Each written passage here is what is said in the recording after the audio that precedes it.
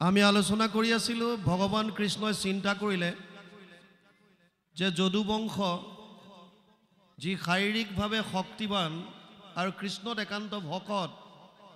যাক কোটি কোটি ইন্দ্ৰই একো কৰিব নোৱাৰে এই সকলক যদি মই নিজে ধ্বংস কৰি নাযাওঁ তেতিয়াহ'লে পৃথিৱীৰ ভাৰ সম্পূৰ্ণৰূপে হৰণ কৰাটো নহ'ব সেইকাৰণে তেওঁ বিপ্ৰৰ হাতে সাপ দিয়াৰ চিন্তা কৰিলে দ্বাৰকাৰ ওচৰত এখন তীৰ্থক্ষেত্ৰ আছিল নাম আছিল পিণ্ডাৰক এই পিণ্ডাৰকত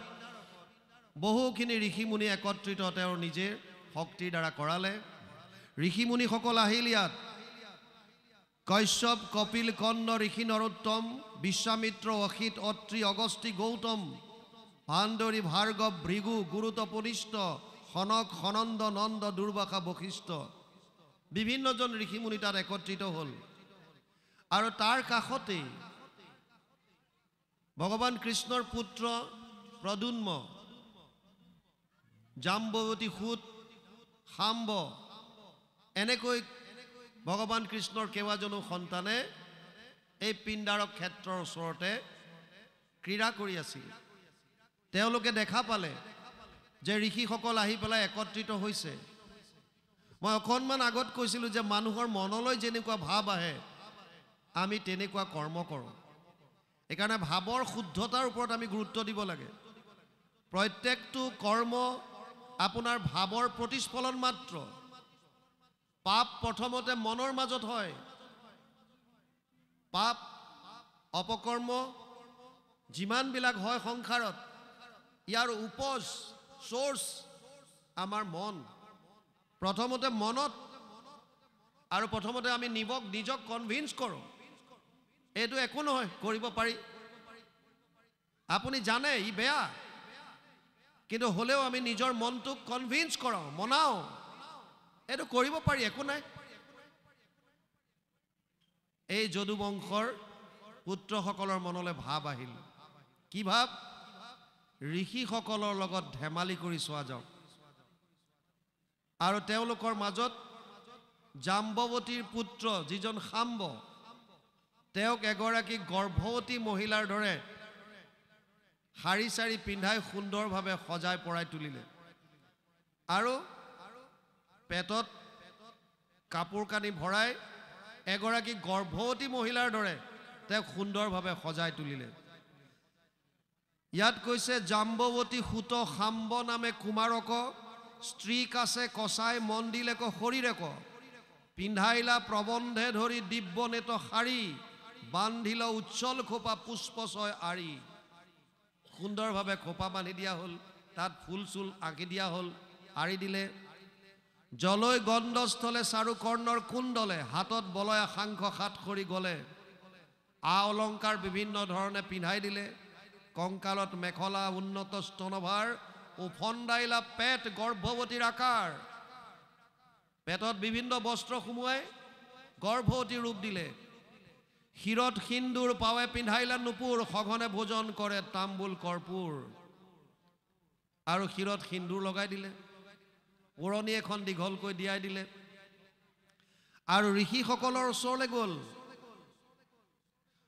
কটাক্ষ নয়নে চাৱে কৰি লয় লাখ কতক্ষণে পাইলা ঋষি সমজ্জাৰ পাশ ঋষিসকলৰ ওচৰ পালেগৈ আৰু কৈছে প্ৰণামীয়া গৰ্ভৱতী পৰম হতাশে মাথাত ওৰণি লয়া ৰৈলা এক পাশে জাম্বৱতী সুত শাম্বে যি গৰ্ভৱতী মহিলাৰ দৰে তেওঁ সাজ পোছাক পৰিধান কৰি ওৰণিখন দীঘলকৈ টানি ঋষি সমস্তক সেৱা কৰি কাষত থিয় হৈ আছে মাত বোল কৰা নাই বাকীখিনিয়ে কি কৈছে এতিয়া পাছে যদুগণে অৱনত কৰি কায় কৰজোৰে বোলে ঋষি সমজ্যাক চাই লগত থকা বাকী সন্তানসকলে ক'লে কৃষ্ণৰ সন্তানসকলে যদুগণৰ যিমানখিনি আছিলে তুমি হব মহা মহামুনি সৰ্বজান চাৰি বেদ 14 শাস্ত্ৰ কৰিছা ব্যাখ্যান হে মুনিসব তোমালোক পৰম শাস্ত্ৰজ্ঞ চাৰি বেদ 14 শাস্ত্ৰ সকলো জানা দেখিও ক ইটো স্ত্ৰী আহি আছে কাজে আপুনি নুপুছে কথা তোমাক হাত লাজে। ঋষিসকলক ক'লে এইগৰাকী নাৰীয়ে তেওঁৰ বিষয়ে জানিবৰ কাৰণে আপোনালোকৰ ওচৰলৈ আহিছে, কিন্তু লাজত একো সুধিব পৰা নাই, লাজ কৰিছে। কি জানিব বিচাৰিছে এতিয়া? সোধাৱে আমাৰ মুখে শুনিও সম্প্ৰতি পূৰ্ণ 10 মাহ সিটো নাৰী গৰ্ভৱতী, উপজীৱে শিশু কিবা কহিও বিচাৰি পুত্ৰ অভিলাষে তোমাক হাত সোধে নাৰী। যদুসকলে কৈছে এইগৰাকী গৰ্ভৱতী নাৰী, তেওঁ নিজৰ বিষয়ে সুধিবলৈ আহিছে। 10 মাহ তেওঁৰ গৰ্ভ হৈছে, শিশু কি হ'ব কি নাই, পুত্ৰৰ কামনা কিন্তু কৰিছে, এই বুলি আহি পেলাই সেৱা লৈছে। এতিয়া কিবা হইবে পুত্ৰ কিবা জীউ হইবে জাত, গণি পঢ়ি ঋষি হব কহিও আমাত। লগত অহা সকলে কৈছে হে ঋষি সমস্ত, এই নাৰীগৰাকীৰ গৰ্ভৰ পৰা পুত্ৰ সন্তান হ'ব নে কন্যা হ'ব? যিহেতু তোমালোক পৰম শাস্ত্ৰজ্ঞ, 4 বেদ 14 শাস্ত্ৰ সকলো জানা, গতিকে গণি পিঢ়ি চাই আমাক কোৱা কি হ'ব? উপালম্ভ কৰি কথা সোধৈ চলবাদে, ঈশ্বৰ ইচ্ছাই আহি পাইলেক প্ৰমাদে। হেন উপালম্ভ শুনি মুনি নিৰন্তৰ, জাজল্য সমানে কোপে কাম পয়ধৰ। ঋষিসকলে গম পালে উপালম্ভ কৰিছে, আমাক ঠাট্টা বিদ্ৰূপ কৰিবলৈ আহিছে। লগে লগে তেওঁলোকৰ ক্ৰোধ আহিল, আৰু কি হ'ল? ভ্ৰুকুটি কুটিল মুখ আখি আৰু কত, আৰে পাপী সপ উপালম্ভ কৰ কত। ঋষিসকলে ক'লে আৰে পাপী, কি উপালম্ভ কৰিবলৈ আহিছ? কালে গ্ৰাসিলে ক অগণিত দেশ হাত, শুন দুষ্টগণ এইটো জীৱা হৈ বেজাত। কালয়ে গ্ৰাস কৰাৰ কাৰণে তহঁতে জুইত হাত সোমাবলৈ আহিছ। শুন, এই গৰ্ভত কি জন্ম হ'ব শুন, আমি কওঁ। কি ক'লে? উপজীৱ মুখলে ক মহালোহাময়, যত যদু কুলক কৰিবে সবে ক্ষয়। এই গৰ্ভৰ পৰা এটা মুখল, নাঙলৰ ফালৰ দৰে লোহাৰ এটা খণ্ড উপজিব, আৰু তহঁতৰ সমস্ত যদুকুল এই লোহাৰ মুখলডালে শেষ কৰি পেলাব। বুলিলো নিশ্চয় আবে শুন দুষ্ট দম্ভ, আনে যেন আমাক নকৰে উপালম্ভ। এই দুষ্টসকল, আমি এৰ পৰা কি জন্ম হ'ব তহঁতক ক'লো, আৰু যাতে আমাক কোনেও এনেকৈ সাহস নকৰে উপালম্ভ কৰিবলৈ, ঠাট্টা বিদ্ৰূপ কৰিবলৈ, তাৰ কাৰণে এই গৰ্ভৰ পৰা যি জন্ম হ'ব তহঁতক ক'লো, এই বুলি কৈ ইয়াৰ পাছত কি হৈছে এতিয়া পাঠে ক'ব। কৃষ্ণ সবে যেবে হেন দিলা চন্দ সাপ, শুনিয়া সবাৰো মনে মিলিল সন্তাপ। আঠে বেঠে চাৱৈ সবে খোলোকাই কাপোৰ, দেখে লোহাময় মুখল এক ভয়ংকৰ। যেতিয়া ঋষিয়ে সাপ দিলে, এতিয়া যিসকল তাত আছিল তেওঁলোকৰ অৱস্থা নাই, আৰু জাম্বৱতী সুত খাম্বৰ কাপোৰ কানি খুলি পেলাই চালে,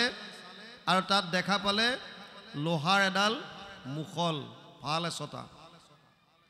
আৰু দেখি তেওঁলোকে ভয় খালে। এতিয়া হা কি কৰিলো বুলি থিয়য়ে মৰিল, নিৰ্ঘাত পতনে যেন বচন হৰিল। সমূলি মৰিলো মহামন্দমতী আমি, ভৈলো মহাপাতকী কুলৰ অধোগামী। সেইকাৰণে সংস্কাৰটো অতি প্ৰয়োজন। কাক কেতিয়া কেনেকৈ কি কৰিব লাগে, এই যে কাহিনীবিলাক আমাক ইয়াত দিয়ে, ইয়াৰ পৰা আমি আচলতে কি ল'ম, এইটোৱে হৈছে ডাঙৰ কথা। কাহিনী আকাৰে যদি আমি পঢ়ি গৈ থাকোঁ, তাৰ পৰা বিশেষ লাভ নহ'ব। আপুনি তাৰ পৰা কি লৈছে? নলগা জেঙত লাগি গোটেই যদু বংশৰ বিপদ চপাই আনিলে অকণমান এটা সৰু কথাত। কিয়? কেৱল মাত্ৰ এণ্টাৰটেইনমেণ্ট, আনন্দ পাবৰ কাৰণে। আনন্দটো ক'ত? মিছাকে গৰ্ভৱতী মহিলা বনাই তেওঁলোকে ৰং চাব। ঋষিসকলে যদি উত্তৰ দিব নোৱাৰিলেহেঁতেন, তেতিয়াহ'লে ঠাট্টা বিদ্ৰূপ কৰিলেহেঁতেন। আন একো নাই ইয়াত। আৰু তাৰ কাৰণে এটা বহুত ডাঙৰ ভুল হৈ গ'ল, যিটোৰ কাৰণে ঋষিসকলে সাপ দিলে আৰু যদুবংশ ধ্বংসৰ কাৰণ হ'ল। ইয়াত কৈছে হা কি কৰিলো বুলি থিয়য়ে মৰিল নিৰ্ঘাত পতনে যেন বচন হৰিল সমূলি মৰিলো মহামন্দমতি আমি ভৈলো মহাপাতকী কুলৰো অধোগামী শুনিয়া আমাকাবে কি বুলিবে লোকে হৃদয় বিদাৰে নিদাৰো নিতু শোকে দোষটো কৰিলে তেওঁলোকে ফলটো ভোগ কৰিব লাগিব এতিয়া সকলোৱে আমি ট্ৰেইনিং কৰি থাকোতে যদি কোনোবা এটাৰ যদি ভুল হয় যিকোনো কথাত আপুনি মাৰ্চ পাছ কৰিছে ধৰক তাতো যদি কোনোবা এটাৰ ভৰি নিমিলিল কিবা এটা কৰিবলৈ দিছিলে তাত যেনিবা এটাৰ ভুল হ'ল ট্ৰেইনিঙত এনেকুৱা কোনো নিয়ম নাই যে ইণ্ডিভিজুৱেল পানিশমেণ্ট গোটেই গ্ৰুপটোক দিয়ে সব একেলগে দৌৰিবলৈ দিয়াব 4 পাক মাৰ হাতত ৰাইফল লৈ ওপৰত কিয় দোষ কৰিছিল এজনে কিন্তু শাস্তিটো ভোগ কৰিব লাগিব সকলোৱে আৰু তেতিয়া কি হয় যেতিয়া সমূহীয়াকৈ পানিশমেণ্ট দিয়ে তেতিয়া মানুহৰ মনলৈ ভাব আহে যে আমি এনেকুৱা আৰু ভুল নকৰোঁ যিটোৰ কাৰণে মোৰ লগতে বাকীখিনিৰো কষ্ট হ'ব সেইকাৰণে সেইটো তাত নিয়ম উলিয়ায় আৰু ইয়াত এতিয়া এওঁলোকে চিন্তা কৰিছে দোষটো আমি কেইজনমানে কৰিলোঁ কিন্তু আমাৰ কাৰণে গোটেই যদু বংশৰ কাৰণে কাল নামি আহিল ইয়াত কৈছে শুনিয়া আমাকাবে কি বুলিবে লোকে এই কথাটো যেতিয়া গম পাব তেতিয়া মানুহে আমাক কি বুলি ক'ব হৃদয় বিদাৰে নিদাৰো নিতু শোকে মুখলেক লয়া যদুগণ নিৰন্তৰ পৰম বিহবল হুয়া পখিল নগৰ আশা উগ্ৰসেন বসী বংশ সমন্বিতে লয়া মুখলেক গয়া মিলিল তহিতে আৰু সেই মুখলডাল লৈ তেওঁলোক দ্বাৰকালৈ গ'ল উগ্ৰসেন য'ত বহি আছে উগ্ৰসেনৰ ওচৰত গৈ পেলাই এই লোহাময় মুখলডাল গতাই দিলে আৰু আশা উগ্ৰসেন বসী বংশ সমন্বিতে লয়া মুখলেক গয়া মিলিল তহিতে ধান দিলে হুৱৈ আখৈ প্ৰজাৰ মুখত যোগাইলা মুখল যদু ৰাজাৰ আগত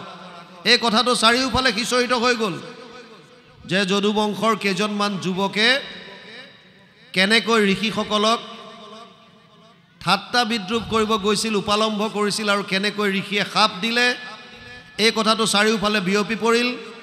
সাপৰ বৃত্তান্ত সমজ্জাত সবে কৈলা দেখি মুখলেক সৰ্বলোক ভয় ভৈলা মুখলডাল দেখি সকলোৱে এতিয়া ভয় কৰিছে কাংশ পৰি জিন গৈল লোকদ্বাৰকাৰ পৰম আপদে পাইলে জানিলো নিশ্চয় ঋষি সাপে অৱশ্যে সবংশে হুইবু ক্ষয় দশদিশে শুনি মাত্ৰ ৰোল হাহাকাৰ গুচিল আনন্দ বাজ্য উৎসৱ প্ৰচাৰ এই খবৰটো চাৰিওফালে সিঁচৰিত হোৱাৰ লগে লগে তেওঁলোকৰ মনৰ আনন্দ ৰং উৎসৱ সকলোবিলাক শেষ হৈ গ'ল ম্লান পৰিল আৰু ডাঙৰ কথা হৈছে ভৈলন্ত বিহবল বৃদ্ধ যাদৱসকল কৃষ্ণৰ আগত নিয়া নেদিলা মুখল ক'ত খেলি মেলিটো লাগে চাওক যেনেকুৱাই মই অলপ আগত আপোনালোকক কৈছিলোঁ জীৱনত যদি সংঘাত আহে জীৱনত যদি বিপদ আহে কাৰণ আমাৰ জীৱনলৈ বিপদ অহাটো স্বাভাৱিক আমি একোটা প্ৰাৰব্ধ লৈ আহিছোঁ প্ৰাৰব্ধ মানে কোটি কোটিবাৰ মনুষ্যৰ শৰীৰ পোৱাওঁতে আমি যত যিমান কৰ্ম কৰিলোঁ প্ৰত্যেকটো কৰ্মৰ ফল প্ৰত্যেকটো জীৱৰ বিপৰীতে জমা হৈ আছে তাক সঞ্চিত কৰ্ম বুলি কয় তাৰ এটা অংশ ভোগ কৰিবৰ কাৰণে আমি লৈ আহোঁ সেইটো কয় প্ৰাৰব্ধ গতিকে প্ৰাৰব্ধত পাপ আৰু পুণ্য দুইটা আহিছে যাৰ কাৰণে সুখ আৰু দুখ আমাৰ আছে এটা ডাঙৰ কথা হৈছে যেনেকুৱাই সংঘাত নাহক কিয় যদি আপুনি কৃষ্ণত একান্তভাৱে শৰণ লৈছে আশ্ৰয় যদি তেওঁৰ লৈছে তেতিয়াহ'লে অনুকূল বায়ু হৈ আপোনাক সেই সংঘাতৰ পৰাও নিমিত্ত মাত্ৰ কৰি পাৰ কৰাই লৈ যাব ইয়াত দেখুৱাইছে এতিয়া যদু বংশ যি নিজেও পৰম শকত আৰু কৃষ্ণৰ একান্ত ভকত তথাপিতো বিপদকালে বুদ্ধিভ্ৰষ্ট হোৱাৰ দৰে তেওঁলোকে সেই সময়ত গৈ ভগৱান কৃষ্ণৰ ওচৰত মুখলডাল নিদিলে আৰু কাক দিলেগৈ উগ্ৰসেনক আনকি সেই সভাত যিমানবিলাক বৃদ্ধ আছিল যিমান তেওঁলোকেও এবাৰো নাভাবিলে যে এই কথাটো আমি কৃষ্ণৰ লগত এবাৰ আলোচনা কৰোঁ যদিও সকলো কৃষ্ণৰে চাতুৰী কিন্তু ইয়াৰ পৰা আমাক শিক্ষাবিলাক দি গৈছে যেনেকুৱাই বিপদ নাহক কিয় ভগৱানক কেতিয়াও নেৰিব প্ৰভু ভগৱন্ত আপোনাৰ লগত আছে এই বিশ্বাসটো ৰাখক এটা ল'ৰাই ছোৱালী এজনী বিয়া কৰাই আনিলে আঠমঙলা খাবৰ কাৰণে গৈছে নদী এখন পাৰ হ'ব লাগে দলং নাই নাওত পাৰ হ'ব লাগে আৰু নদীখন যেতিয়া নাওত পাৰ হৈছে ঠিক মাছ ভাগ পাওঁতে একদম কলীয়া ডাৱৰে আকাশ গোটেই চানি আহিছে ধুমুহা আহিছে নদীৰ পৰা ঢৌ উঠি পানীবিলাক নাৱৰ ভিতৰত সোমাইছে ঘৈণীয়েকে বিৰাট ভয় কৰিছে বিয়া হৈ মাত্ৰ গৈছিল আঠমঙলাৰ কাৰণে মাকৰ ঘৰলৈ আহিছে নাওত যেতিয়া পানী সোমোৱা আৰম্ভ হ'ল এই ঘৈণীয়েকে লাহে লাহে হাতেৰে পানীখিনি উলিয়াই বাহিৰলৈ পেলাই আছে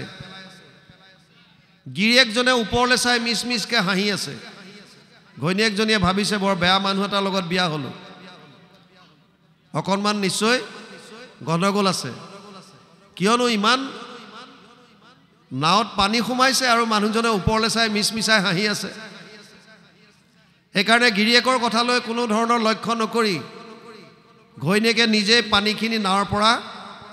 তললৈ যিমান পাৰিছে পেলাই আছে কাৰণ পানী বেছিকৈ যদি নাৱত সোমাই যায় নাও ডুব যাব আৰু নাও ডুব গ'লে নদীৰ মাজত দুইটাৰে মৃত্যু হ'ব পাৰে সেইকাৰণে ভাবিছে যেন তেন হ'লেও বাচিব লাগিব নদীৰ পানীখিনি নাৱত সোমোৱা পানীখিনি উলিয়াই পেলাই আছে এটা সময়ত ধুমুহা শান্ত হ'ল ঢৌবিলাক কমি গ'ল এতিয়া নাৱত যিকণ পানী অৱশিষ্ট আছিল গিৰিয়েকে সেই পানীখিনি হাতৰে লাহে লাহে বাহিৰলৈ পেলাইছে ঘৈণীয়েকৰ আৰু খং উঠিছে মিটাৰ উঠি গ'ল যেতিয়া বেছিকৈ পানী সোমাইছিল তেতিয়া তুমি ওপৰলৈ চাই মিছ মিছাই হাঁহি আছা আৰু এতিয়া যেতিয়া সব ঠিক হৈ গ'ল এই শেষত থকা পানীকণ তুমি উলিয়াব বিচাৰিছা এইটো কি কৰিব কি অপকাৰ কৰিব আমাক এইটোৱে আৰু সুধিলে গিৰিয়েকক যে তোমাৰ অকণমান এইটো অকণ গণ্ডগোল নেকি যেতিয়া ধুমুহা আহিছিল ইয়াত পানী সোমাইছে তেতিয়া তোমাৰ কোনো কাপ ধাপ নাই আৰু এতিয়া যেতিয়া ঠাণ্ডা হৈ গ'ল বতৰ শান্ত হ'ল এতিয়া তুমি আকৌ ইয়াৰ পৰা পানীখিনি উলিয়াই পেলাইছা গিৰিয়েকৰ কঁকালত এখন তৰোৱাল আছিল তৰোৱালখন উলিয়াই ঘৈণীয়েকৰ ডিঙিৰ ওচৰত ঘূৰাবলৈ ধৰিলে ঘৈণীয়েকে মিছ মিছাই হাঁহি দিলে আৰু ক'লে কিয় হাঁহিছা তোমাৰ ভয় লগা নাই মোৰ তৰোৱাল তোমাৰ ডিঙিৰ ওচৰত বোলে নাই লগা কিয় মোৰ বিশ্বাস আছে কি বিশ্বাস যে তুমি মোৰ স্বামী আৰু মোৰ স্বামীয়ে মোৰ কেতিয়াও অপকাৰ কৰিব নোৱাৰে হয়নে এইটো বিশ্বাস আছে বোলে আছে তোমাৰ মোৰ ওপৰত যিটো বিশ্বাস আছে মোৰো মোৰ ভগৱান কৃষ্ণৰ ওপৰত একেই বিশ্বাস আছে যেনেকৈ মই তোমাৰ স্বামী সেইজনো মোৰ স্বামী আৰু মই তেওঁৰ দাস গতিকে মোৰ ভগৱান কৃষ্ণৰ ওপৰত বিশ্বাস আছে এই বিপদতো তেওঁ যদি ইচ্ছা কৰে তেতিয়ালে ৰক্ষা কৰিব ভগৱান কৃষ্ণই যদি লৈ যাব বিচাৰে তেতিয়া কাৰ ক্ষমতা আছে জীয়াই থাকিবৰ কাৰণে সেইকাৰণে ইয়াত বৰ সুন্দৰ কথা কৈছে যেতিয়া যদুবংশলৈ বিপদ আহিল যেতিয়া ঋষিয়ে সাপ দিলে এই মুখলডাল কিন্তু উগ্ৰসেনৰ ওচৰত গৈ পেলাই দিলেগৈ আৰু উগ্ৰসেনহে নালাগে সভাত থকা বিভিন্ন জ্যেষ্ঠজনেও কাৰো মনলৈ ভাৱ নাহিল যে এই কথাটো আমি ভগৱান কৃষ্ণৰ লগত দিহা পৰামৰ্শ কৰোঁ আৰু সেইকাৰণে ইয়াত বৰ সুন্দৰভাৱে কৈছে ভৈলন্ত বিবল বৃদ্ধ যাদৱসকল কৃষ্ণৰ আগত নিয়া নেদিলা মুখল হৈ বুদ্ধি ভ্ৰংশ আখি নাশন কালত উগ্ৰসেনে নুসুধিলা বুদ্ধি মাধৱত উগ্ৰসেনে নুসুধিলে আৰু তাৰ ফল কি হ'ব অকণমান পাঠ যাওক তাৰপিছত শুনিব বাপ বান্ধৱ ভাই মাতৃ সমস্ত যথেষ্ট সময় আপোনালোকে শুনিলে প্ৰায় 3টা বাজিবৰ হ'ল কেইটালৈকে শুনাৰ কথা ভাবিছে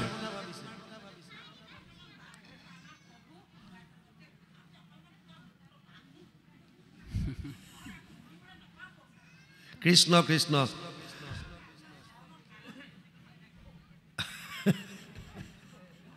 বাৰু হ'ব একো নাই কমাৰ সুশিক্ষিত ওৱে ঘোষী মুখল কৰাইলা চূৰ্ণীকৃত ভসাইলা সাগৰে তাৰ গুণ্ডি যদু ৰাজে অৱশেষ লোহাক খেপিলা জল মাজে উগ্ৰসেনে লগে লগে কিছুমান কমাৰক মাতি আনিলে লোহাৰক আৰু তেওঁলোকক এই লোহাৰ মুখল টুকুৰা দিলে ঘঁহি ঘঁহি ঘঁহি ঘঁহি গুড়া কৰি পেলালে শেষত যি টুকুৰা মুখল বাছিল গৈ লোহাৰ টুকুৰা এইখন পানীত পেলাই দিলে এতিয়া ডাঙৰ কথা হ'ল এই যি টুকুৰা লোহা পেলাই দিলে কি বস্তু বুলি সাগৰত থকা মাছ এটাই তাক গিলি পেলালে পেটলৈ গুচি গ'ল আনহাতে কিবা বস্তু বুলি তাকো গিলিলেক মাছে তাকো জাল বাহনতে জালোৱা পাইলে পাছে মৎস্যৰ গৰ্ভত দেখি সেহি লোহা খানি হৰৰ আগত ব্যাধে বিন্ধিত লৈলা আনি লোহা টুকুৰা পেলাই দিলে মাছে খালে শেষৰ টুকুৰা আৰু সেই মাছটো এজন জালুৱাই পালে মাছটো কাটোতে পেটত সেই লোহাকণ দেখা পালে আৰু ব্যাধ এজনে এই লোহাকণ নিজৰ হৰৰ আগফালে কাঁড়ৰ আগফালে লগাই থলে নিমিত্তবিলাক কেনেকৈ বনে চাব ইয়াত এতিয়া কৈছে তাৰ পাছত সাগৰত পেলাইলা লোহাৰ গুণ্ডি যত চাপিল তীৰত সিটো ঢৌৰ আস্ফালত কাষৰত গাজিল মাদুৰী বন হৈ ঈশ্বৰৰ ইচ্ছা মিছা কদাচিতো নৈ এই যে লোহাৰ গুৰিবিলাক পেলাই দিলে